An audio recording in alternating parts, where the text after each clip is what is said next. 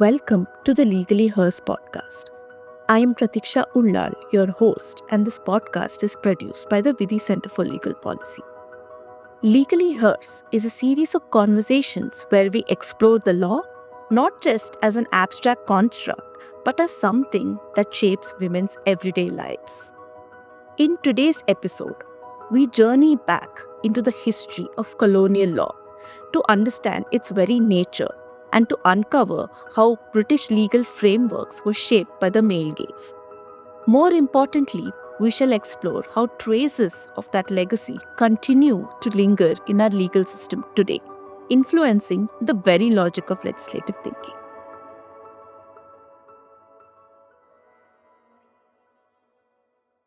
Dear listeners, today I would like to welcome our very first guest, Shrimoy Ghosh.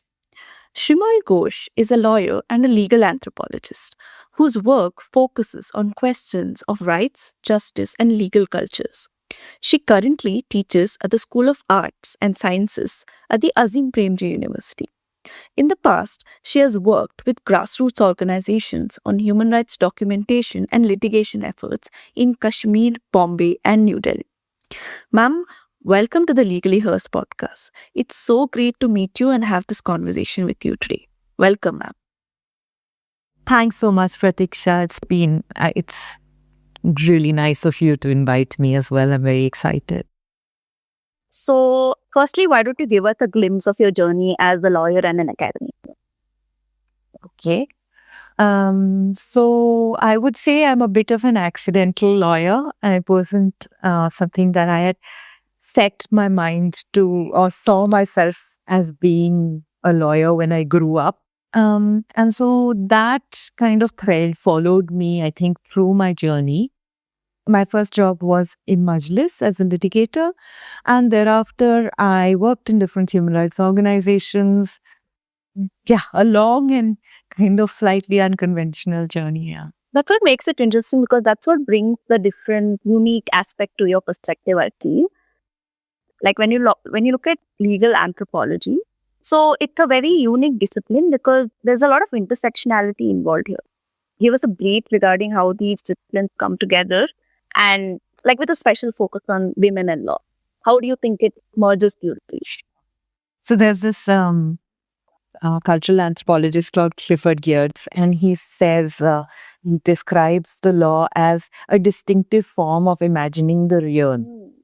You know, and that's actually very close to how anthropology also looks at the world. Both of them are looking at the complexity of social life and the complexity and the contradictions of the way in which we exist, and then trying to order them or organize them into some kind of patterns. For the law, it's very important, like normative patterns, moral patterns are important to the law. To anthropologists, it's more like cultural, Correct. custom, those kind of questions. But I think there is a very, very strong, even the way of looking at the world, there is a very strong connection between the way anthropologists look at the world through a comparative perspective all the time, through the complexities of the factual situations on the field all the time, and the way lawyers also constantly have to grapple Correct. with fact situation. Yeah. So. So I think there is some sort of conversation ongoing anyway in the two disciplines, but specifically on gender, I think uh, feminists have had a huge and sometimes complicated relationship with the law. Right. Yeah. Uh, yeah, and so I think there's that strand of strong scholarship and strong activism that ties the question of politics around gender, understandings of gender, both in sort of in a cultural sense and in a political sense, Correct. and legal studies. So when we look at both the disciplines, you can see that maybe they have some kind of ways in which they order chaos, so as to say, to start the society in their own way.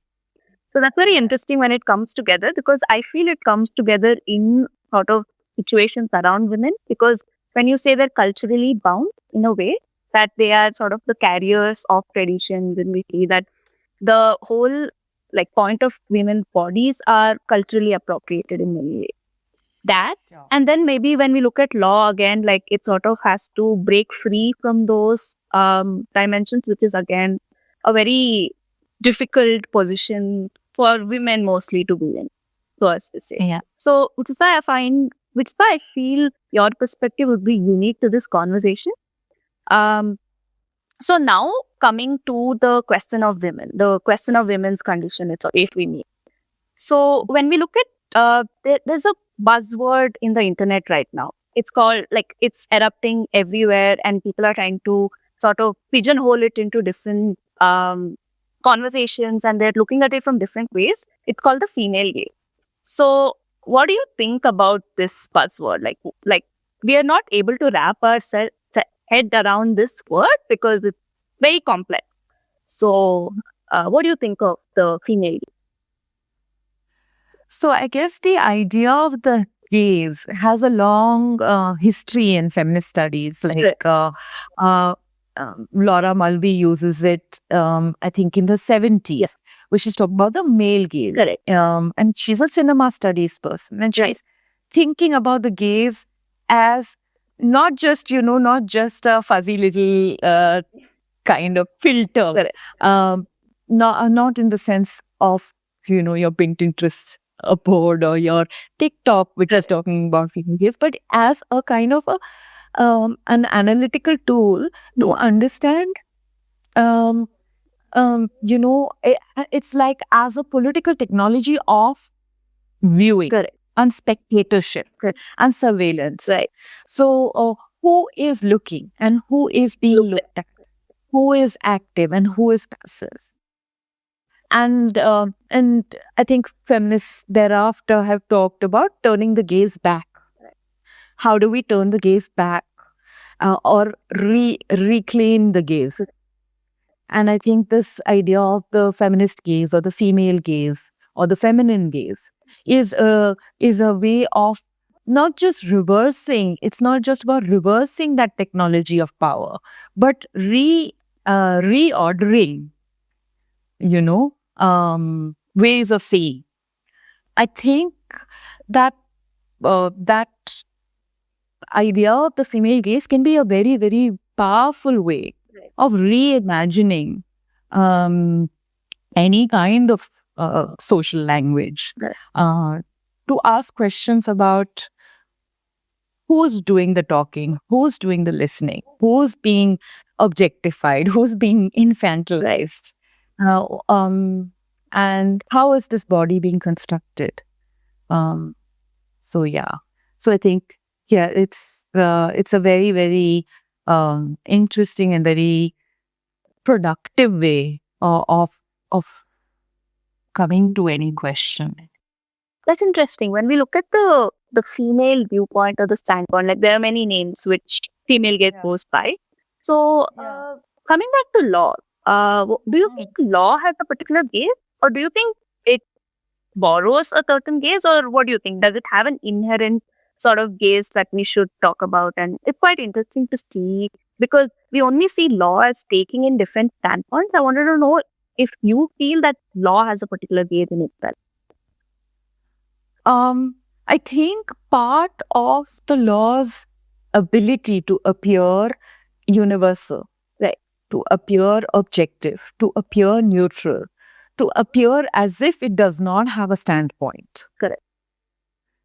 Is itself its gaze, is itself its way of disciplining, ordering, transforming certain kinds of subjectivity, certain kinds of ways of being, certain kinds of people, categorizing, classifying. This is kind of the this is normal, or this is common sense, as I said. Yeah. Right. That's a part of law's game. The fact that the law has a gaze, it's quite obvious that, of course, the law is producing certain things Right. as visible, Correct. legible, understandable, normal, and some things as criminal, illegible, illegal. So I think that is part of the power of law Right. itself. That's very interesting to see. So now, like when we see the power of law, when law was first introduced by the British in India, they knew that it was not, it was, we did have our law, but it was not in the form of the common law system as we think. Like law was sort of quite alien to the Indian masses. So the power it held was very interesting over the colonial subject. So what do you think, how do you think the colonial law will view the Indian subject? And most importantly, women. How do you think, what is the gaze that the colonial law had in India? No. I think just to kind of tie it to the last question, does law have a gaze? I just answered it as yes, the law has a gaze. Right. But I didn't answer what kind of gaze is that. Correct. And I think that is the question that you're now pushing towards. So I would say that the law has a patriarchal, a masculine, a normalized gaze. Law is in a way is connected to all the social structures of power and hierarchy that we live in, right? It's not separated from, even though its ideology is that, oh, it's above society. It is kind of constantly in a relationship where it is shaping social norms and it is being shaped by social norms both at the same time. Right. And so if we live in a society that is deeply patriarchal, that is deeply misogynist, that has certain masculine values, and certain heterosexual values as the norm, Right. then the law reflects, reinforces, embeds that as well. And so then coming to the colonial law then, of course, the colonial law constructs the native subject as a person outside of law. Correct. Law is the civilizational gift that the colonizers are bringing to the colony. Yeah, the white man's burden, as they they called it. Or like Ronajit Guha in his essay Chandra's Death talks about law as the emissary of the state. Right. It is the messenger of state power, carries state power. And interestingly, the woman's body or the woman question becomes one of the first sites where this contestation takes place between the colonizers' racialized and gendered masculine power and the pushback from reformers, from anti-colonial leaders, where political sovereignty is asserted over the spiritual and domestic domain. Correct. Yeah. So you may have modern law and you may have financial power and economic power, but the spiritual domain, the bodies and lives of our women and our families belongs to us. And so the woman's body becomes a symbolic site for a lot of contestation over what it means to be modern, what it means to be nation, what it means to be capable of governing yourself. Yeah. And where the continuity is that again in that way of seeing that the woman is not the speaking subject. She is spoken about. Yeah. By different kind of people who are claiming the right to be seen as human. Right. Or claiming the right to rule somebody who is subhuman. or has no capacity to rule themselves. Right? So that would be how the colonial law um, enters into into a society that already has law. You're right. That it's not as if, but it is produced as a society of lawlessness, Right. of savagery, of people who don't know how to treat their women. The woman becomes the ultimate symbol of why the British need to civilize us. So they justified Or- the white man's burden looking at them.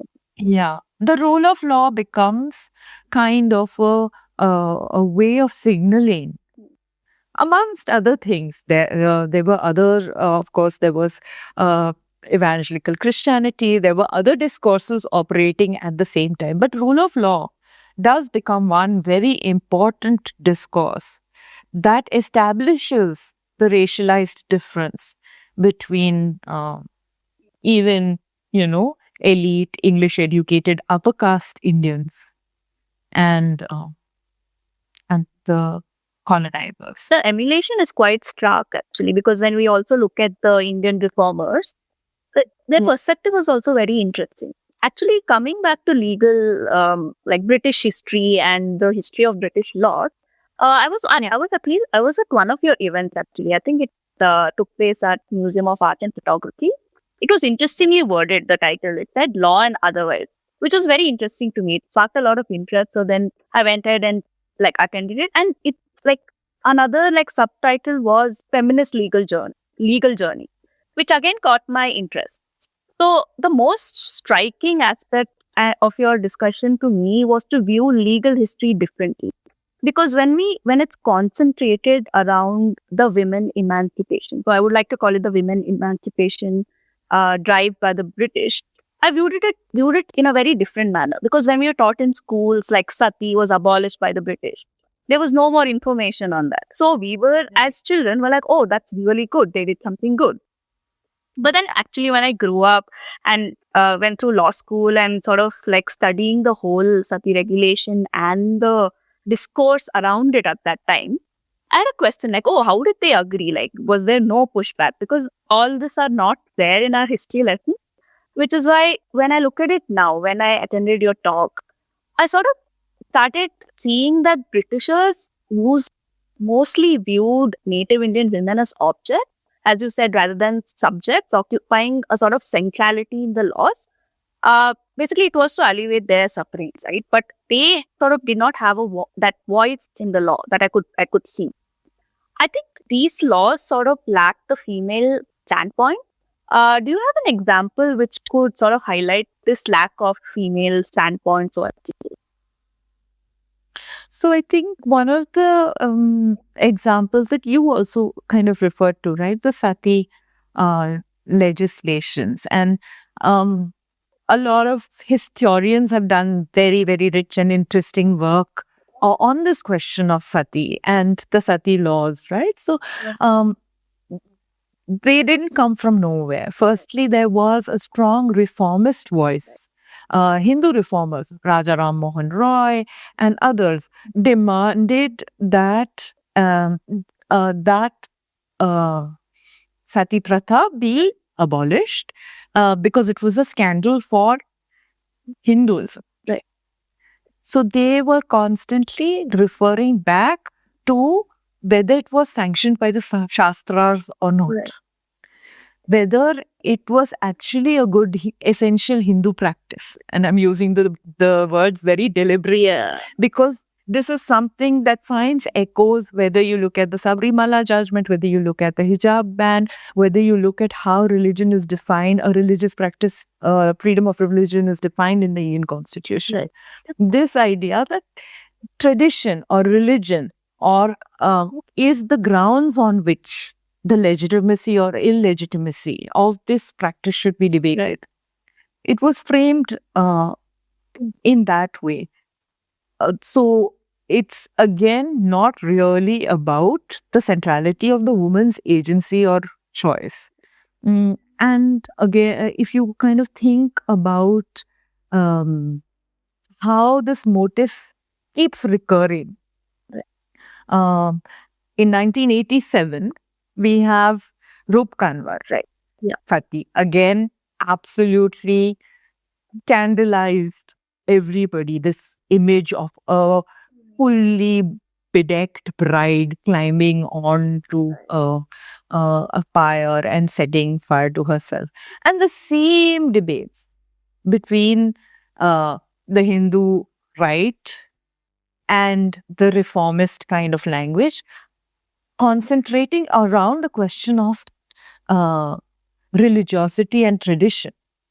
And it's only, so it becomes this big issue, and it's only sort of much later, like when the feminists go there and do some fact finding, they are confronted with a situation where really, literally, nobody can access her. Right. Nobody can access what actually happened because nobody wants to speak about it. Correct. So she's an image, she's a symbol, she's the burning bride. But in terms of how did it come to be, what happened, there's these competing discourses just obliterate that, or kind of. So that's basically Lata Mani, the historian who's looking at sati in the 1820s and the whole sati legislation. She says the woman becomes the grounds on which Right. these ideological contestations take place. What does it mean to be modern? What does it mean to be a nation? Who has the right to govern themselves? What does it mean to, be barbaric or savage? And in the colonial kind of imagination or gaze, it's about rescuing, it becomes a narrative about rescuing the brown woman from the savagery of the brown man. Yeah. And I'm quoting Gayatri Spivak here, where she says that, the subaltern's voice is erased because it becomes only about who needs to be the savior. And the law steps in that savior mode. Correct. The other interesting thing about sati is also sort of, you see it outside of social, like the law freezes it. Correct. Into, oh, this is the practice. Whereas a cultural practice is constantly evolving. Right? Yeah. And it's taking place in a particular context of Bengal, which is undergoing massive colonial change, massive change to its property regimes, and it freezes it into, this is the thing. Correct. And so, sort of, it's almost as if the law, again, to say that it intervenes in a social situation. I'm not saying that there should be no law. Right. Please don't read me like that, because I think that it's something that can happen when I'm speaking critically. It can sound as if I'm saying, oh, then there should be no dowry law, or there should be no sati law, there should be no dowry law at all. No, that's not what I'm saying. Right. I am saying that yes, there should be law. Of course, all societies have always had normative standards of behavior. Law is universal as a language, but law is not justice. Right. To equate all law with justice automatically, we make a very big mistake when we do that, because we abdicate the role of politics. Right. And social customs and tradition. Yeah. We kind of let go of that space. If we just imagine that just because you had, in quotes, good law, it changes society, or it deals with the structures of power. Otherwise, Rup Kanwar would not happen, right? Yeah. In 120 years, same discourses about widowhood being a fate worse than death, the same discourses about honor, purity, the role of the Hindu wife, the same questions about, it's the same framing. That's 120 years on. Yeah. So, That's extremely interesting. But going back to the history, actually, like I was also reading this interesting book called Castes, right, by Manoj Chitra. So Yeah. it sort of examined the legal history of caste in India as well, because all these, as you said, it intrinsically connected to caste and the upper caste ideology as to what a Hindu bride should be, or she should be as not a devata in the sense, like when they sort of set up sati stones to signify, and they also built temples, if I'm not wrong, for some of the sati bride. So, looking at William Bentinck's ideology, like when we say in 1829 he passes sati regulation, because when we look at the 1829 sati regulation, he actually said aiding and abetting in the burning of the Hindu widow would be punished with sort of death penalty. And it was sort of a, like, they also said that this would, if you would be guilty of culpable homicide, if you would do that. So in the sense, it had an undertones of like, oh yeah, this is actually murder. Like there is no justification for this. But then when we see the same law in 1852, I think by Lord Macaulay, it saw like a substantial dilution. Like when you see, so some authors are calling it, and some researchers are calling it, like, did British place a sort of deferential attitude toward tradition and societal backlash that came with. So what do you think about this? Like, what do you think about the dilution? Like, what are the forces that are in contestation here over the woman's dead bodies? Yeah, so like I said, the whole sati debate gets framed as, was sati pratha a part of Hindu tradition or not? Right? And so, so the opposition, even the reformers who are saying that the British should intervene and should legislate on this question, are justifying that call for action on the British part as being justified through a through cultural sanction, or through a social, through a kind of a through shastric kind of principles, right? No, just to kind of talk about what you're saying in terms of the shift between the Bentinck legislation and the 1860s legislation. Yeah, which was the first one viewed it as a sort of like culpable homicide. The next one viewed it as suicide. Like, to say that the woman willingly wanted to immolate herself. Yeah.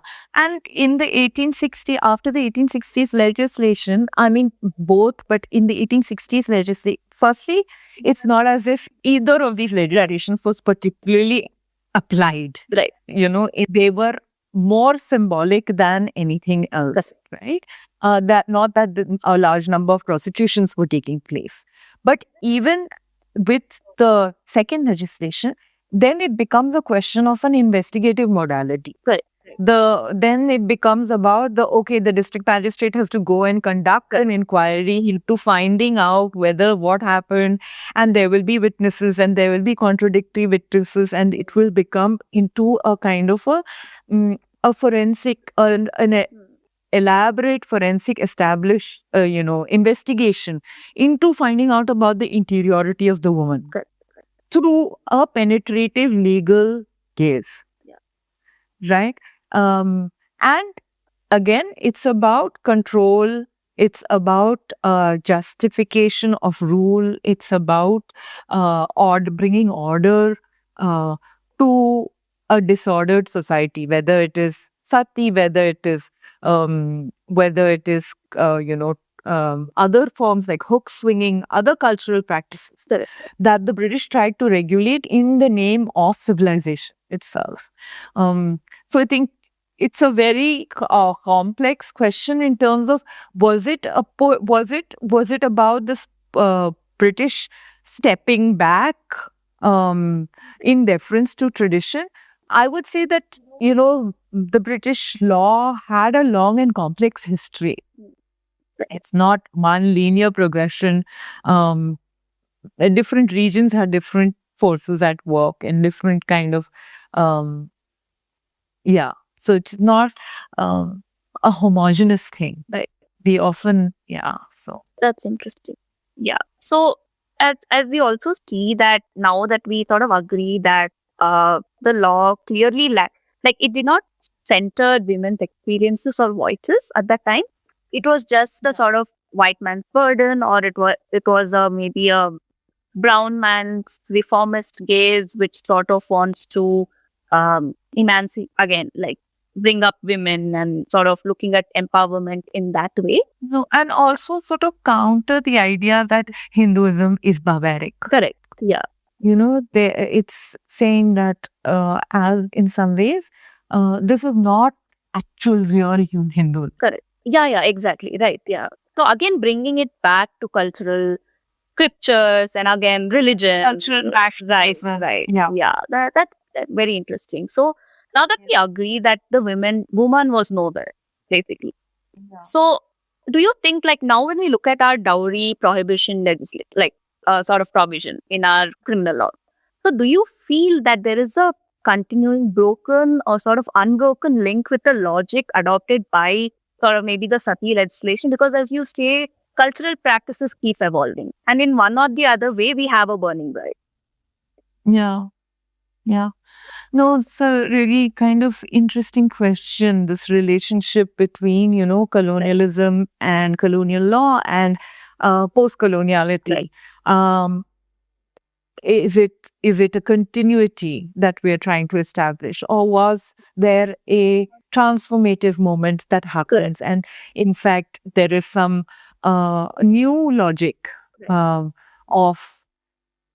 constitutionalism, of gender equality, all of that, which now informs and animates our law, right?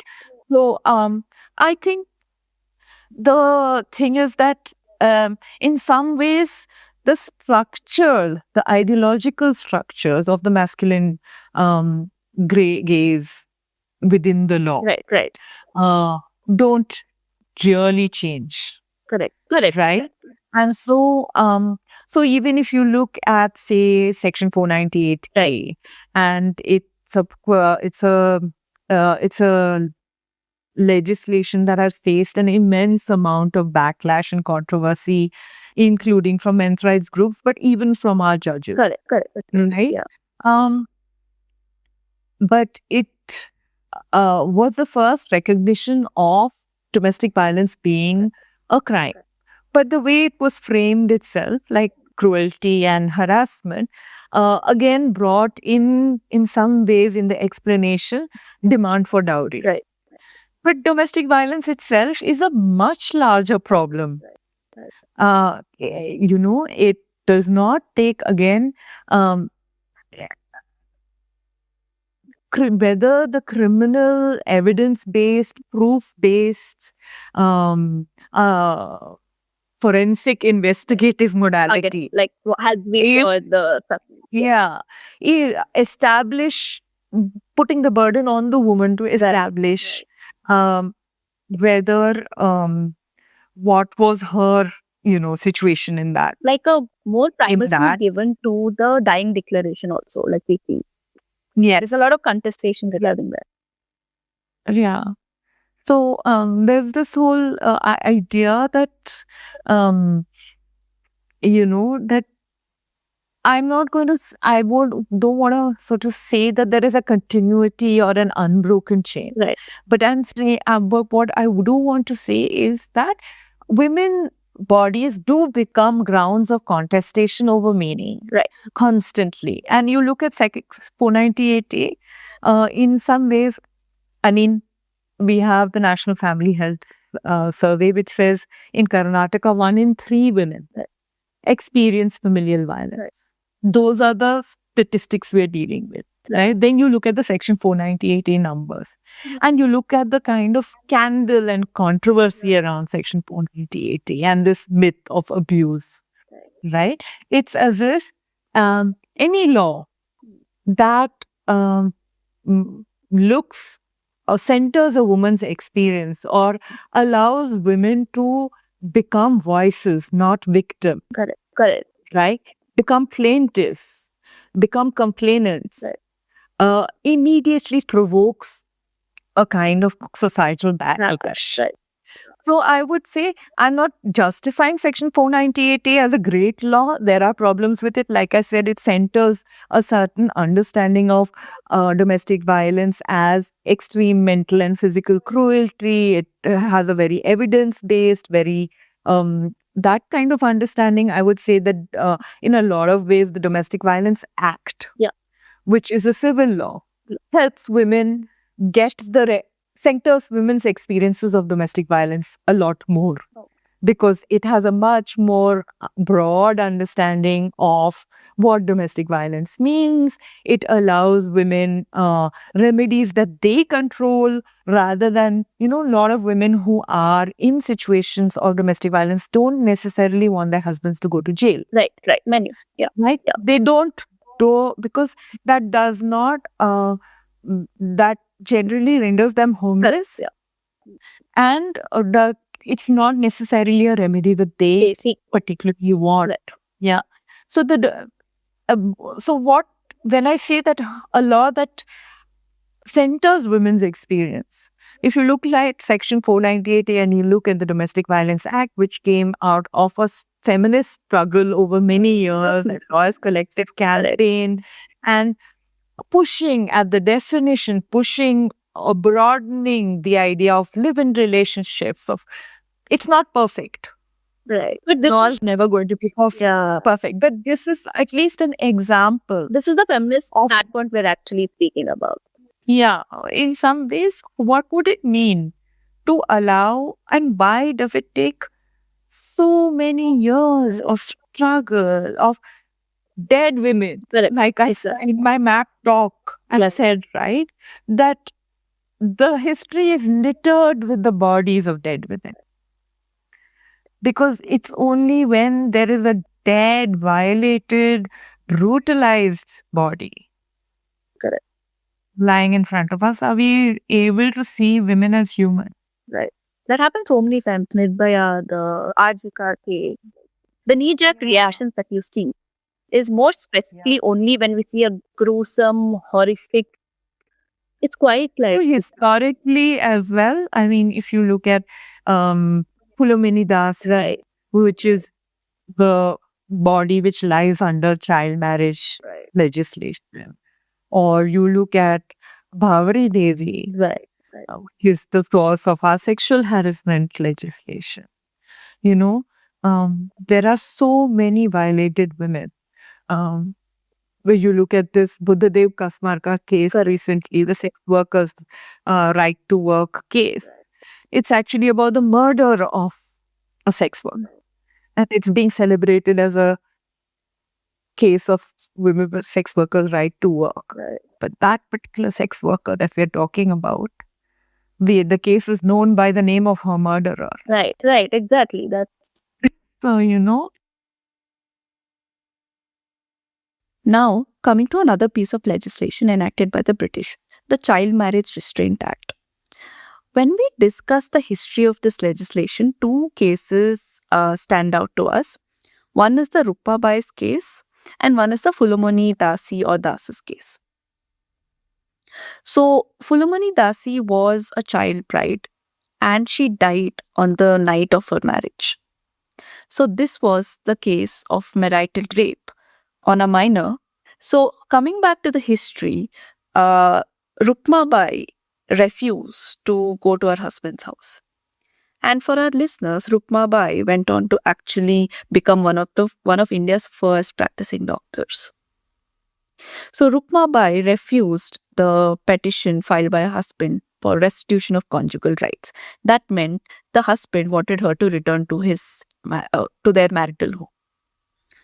But these two cases sparked a widespread public debate regarding the practice of child marriage.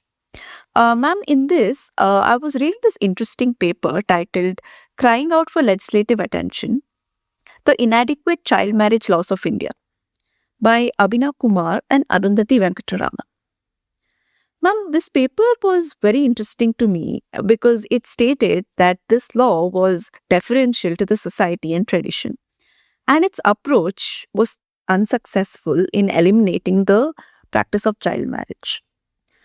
Ma'am, when we compare the 1929 Act to the present day Act, which is the 2006 Act, I felt there were a lot of similarities, as only the act of solemnization of the marriage is penalized, and the validity of the marriage was actually not rendered void.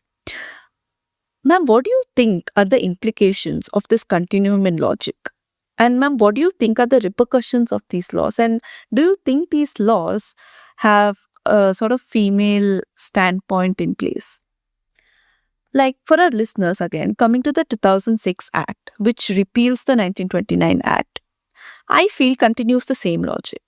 As this law, which is currently in force, merely penalizes the solemnization of such marriages, but now it is actually voidable at the option of the contracting party, who is the child at the time of marriage. Ma'am, but when the real problem actually lies with the entire onus that is placed on the child bride to approach the courts.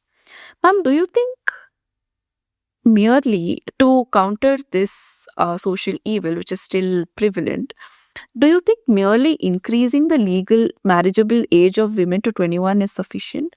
Or do you think there should be a sort of scientific study involved in selecting 21 as the age? And what do you think?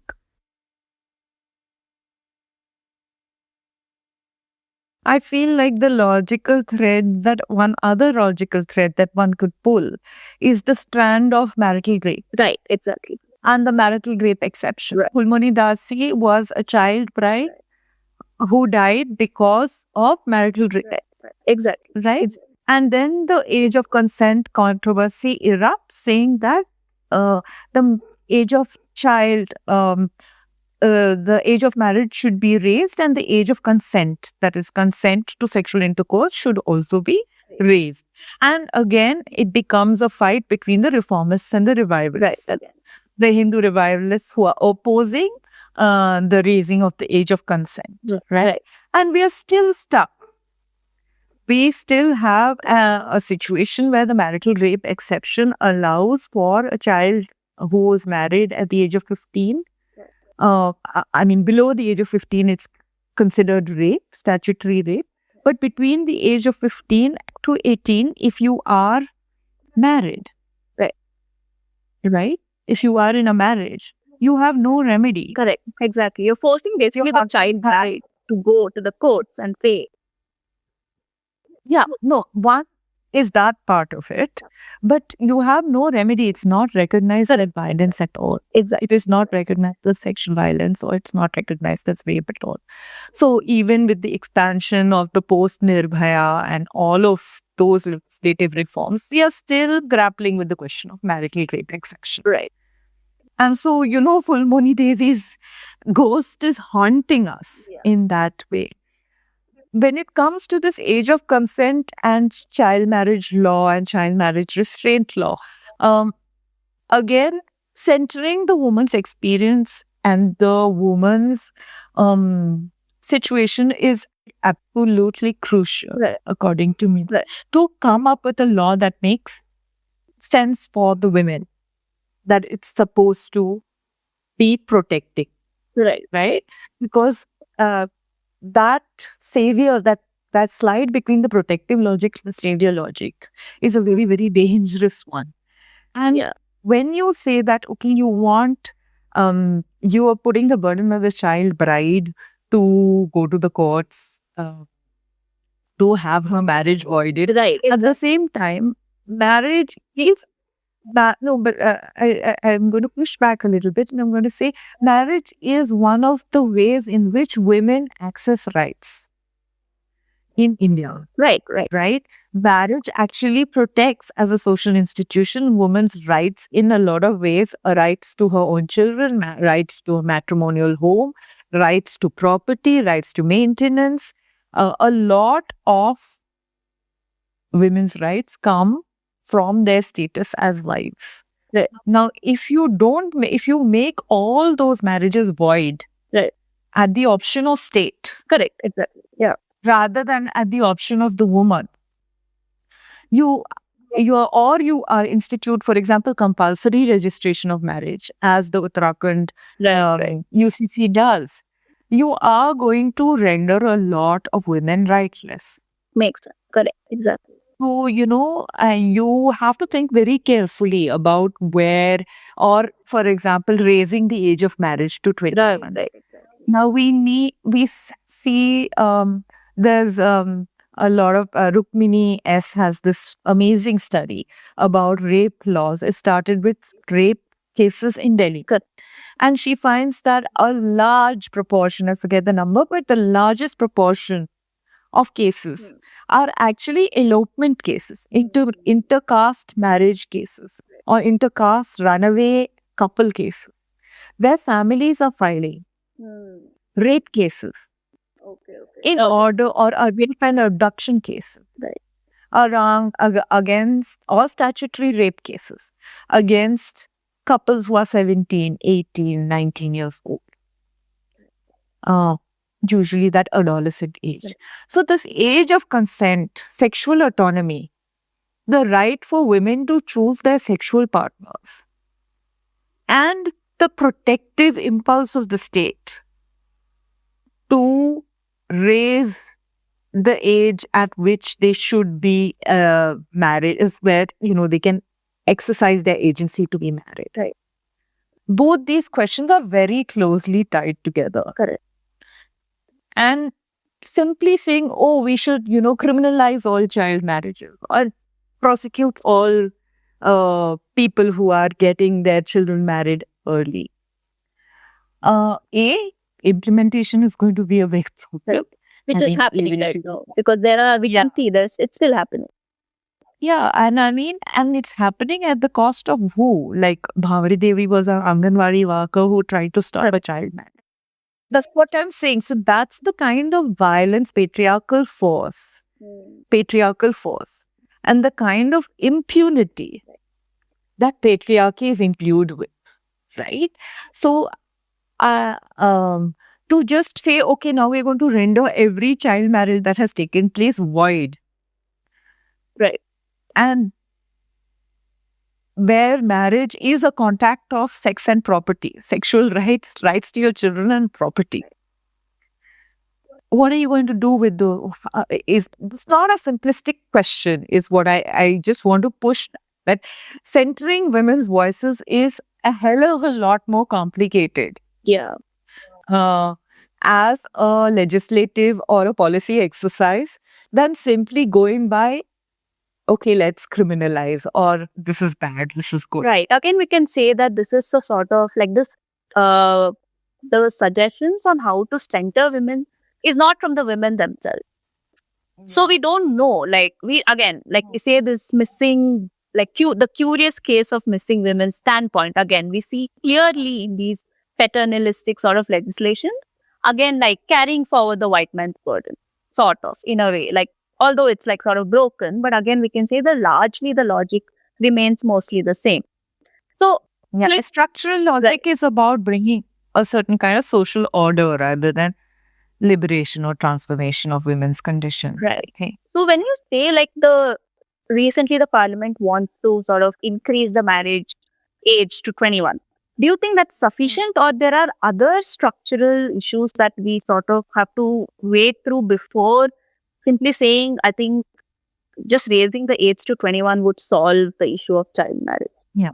I don't think raising the age is going to fix anything. Right. But like I said, the problem is that we think just a legislative solution is going to be a fix. Right. Correct. But my thing would be that, I'm not an expert in this area, so I don't know what would be a fix. But I do know that simply without deep conversations with women who are actually experiencing those conditions, you can't legislate social change into being. Right. Makes sense. That definitely. Because I think one of the Constituent Assembly members also brought this up when they were talking about, I think, the present day article sort of abolishes Bekar. So they were sort of, I think, one of the Constituent Assembly members saying, he also brought out this point which said, why can we not sort of ban Devdasis as well? Because it is a kind of sexual slavery in a way. Yeah. Where the other Constituent Assembly, again a woman, she stood up and she said, hey, but we in Madras, we already legislate that. We have a Devdasi Prohibition Act. But she says it's not that simple because women are sort of embroiled in a lot of social and difficult, complicated situations, and the mindset and the customs are so deeply entrenched within us that a legislation would not be enough. Devadasis, with the abolition, many Devadasis also lost a lot of traditional land grants, Correct. property grants, Right. because they don't follow the heteropatriarchal Hindu joint family structure or property laws. There were a lot of customary practices of property, Right. that were also associated with these forms, these cultural forms. Correct. Right? So if you simply ban a practice without looking at how in some ways it secures women's livelihoods, or it allowed women access to property or access to their children, or to final forms of relationships, non-normative relationships, passing property on to their sisters or to their nieces, things like that. Ma'am, moving on to another interesting link that you touched upon in your talk at MAPS, the way colonial law and Victorian morality viewed tawafs.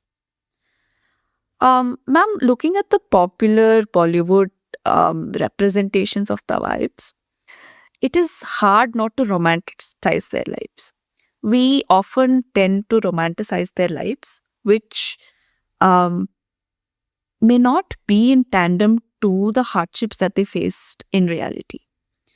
In popular Bollywood connotations, they are shown as the connoisseurs of art, aesthetics, and culture.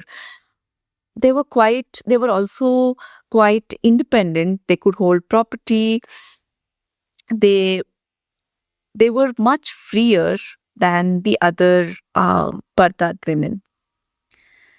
Ma'am, but when the Britishers sort of entered this fray, they lost much of their status, and because Britishers brought in their sense of Victorian morality, which sort of looked at any form of dancing and singing with a lens of immorality. Although there was a widespread debate when it came to the anti-Nach movement, because the Britishers reduced the wives to mere Nach girls.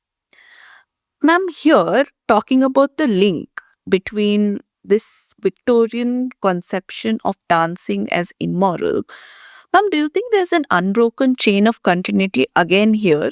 Because when we come to contemporary India, when we come to post-independent India,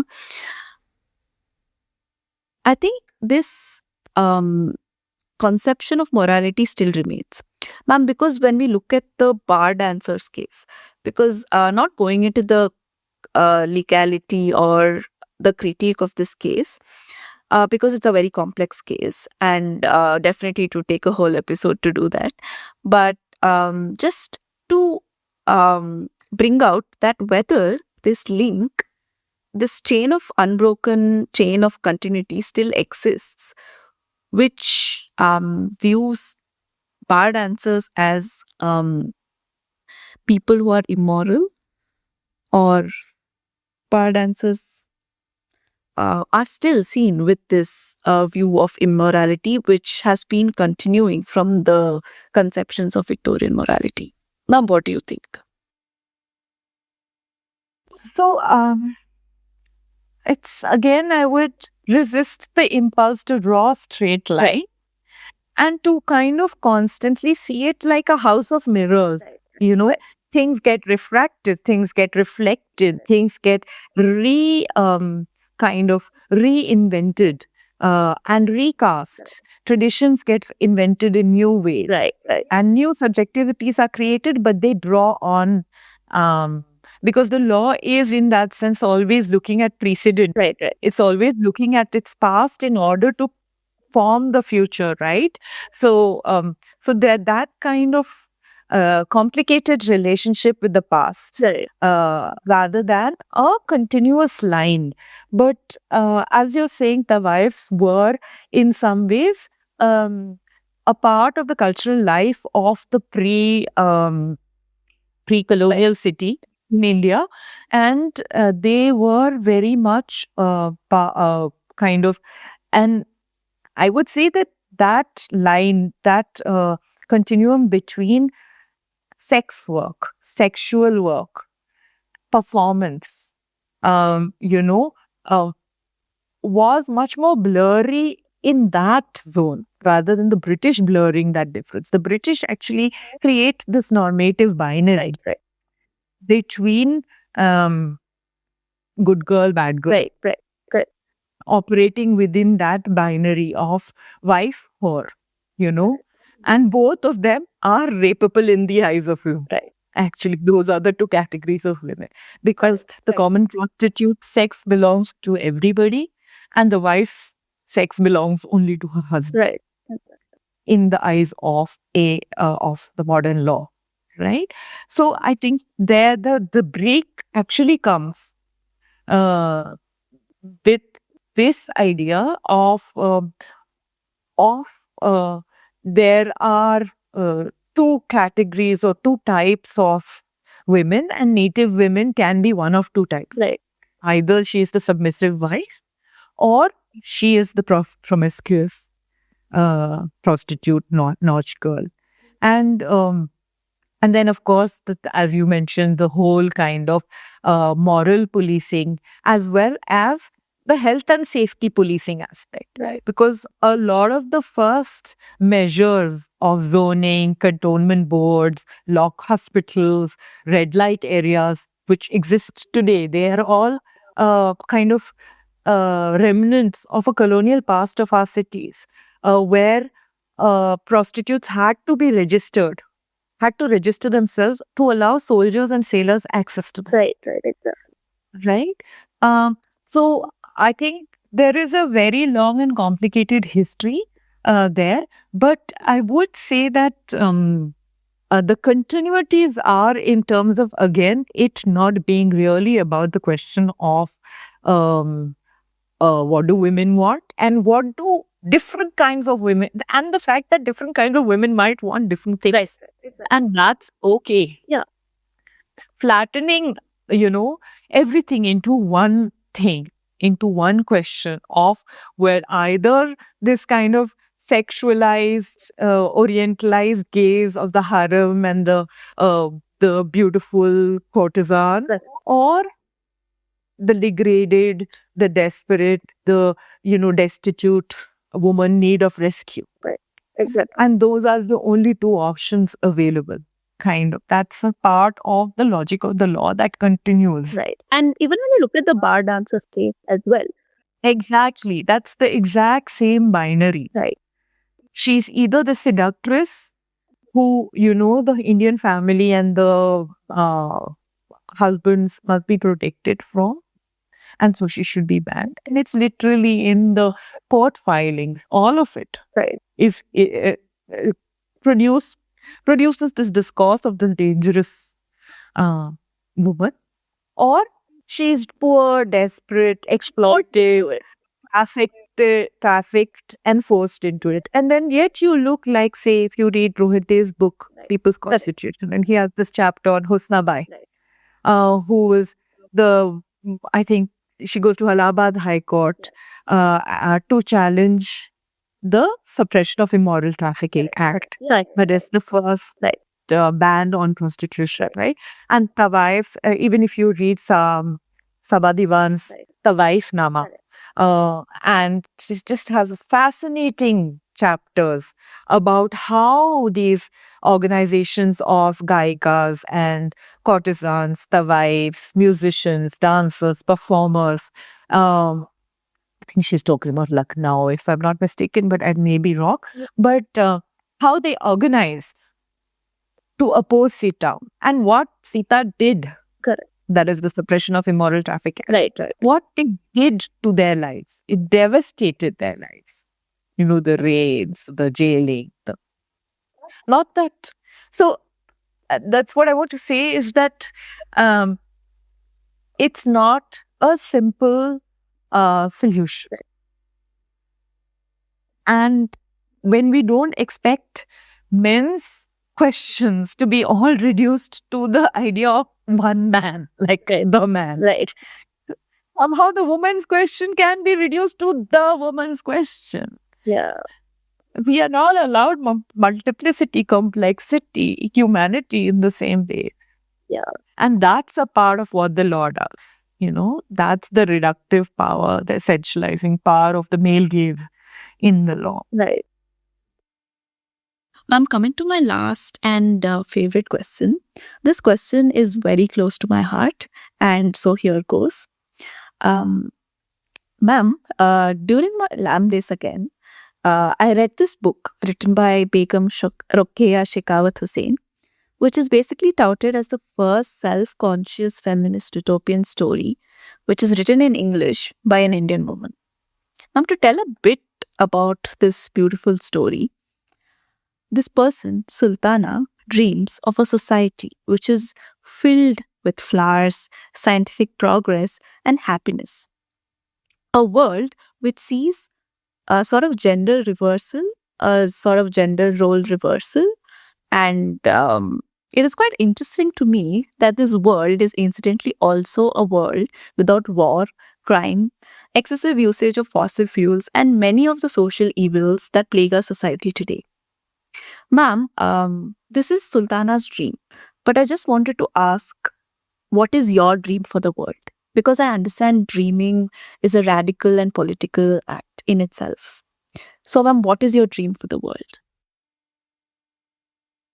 What I like about Sultana's dream as a story, it's kind of feminist dreaming as a political act, right? It's just idea that you can have a different world not in terms of just reversing the gaze or tweaking a law, raising the age of consent, or none of that, but a world which is structured differently.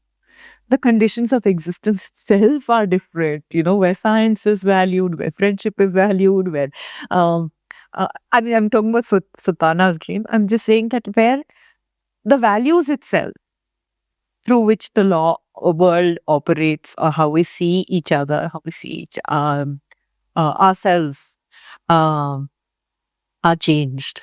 And I think that would be, in a way, like I wouldn't say that I would dream of like a particular law changing or a particular constitutional provision changing, but the idea that a different set of values or principles a different ethical imagination could guide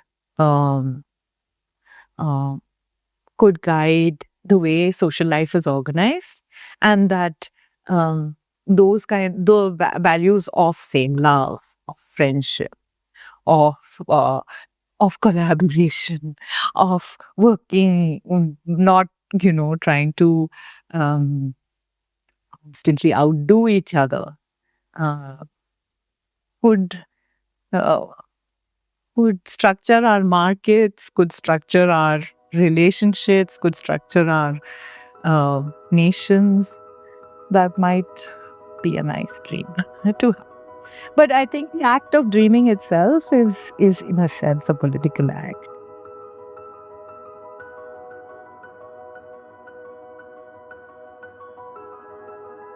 Dear listeners, thank you so much for tuning in. In our next episode, we turn to the Constitution of India, not just as a legal text, but as a living document. We shall also explore some of the profound values that have influenced our constitution. These ideas were the very basis of feminist struggle across the world, such as equality and equal representation. We'll explore what a gendered reading of the Constitution reveals. We shall also examine the possibilities of the existence of a female gaze within this framework. And we shall also unpack the layered politics of political representation in India's democratic landscape. Please write back to us regarding any thoughts or insights you might have on how to integrate women's experiences into law study. I've also attached a set of readings and links that shall provide more information on the topics we discussed today. Please write to us should you have any questions or need any more further information. Thank you so much and stay tuned.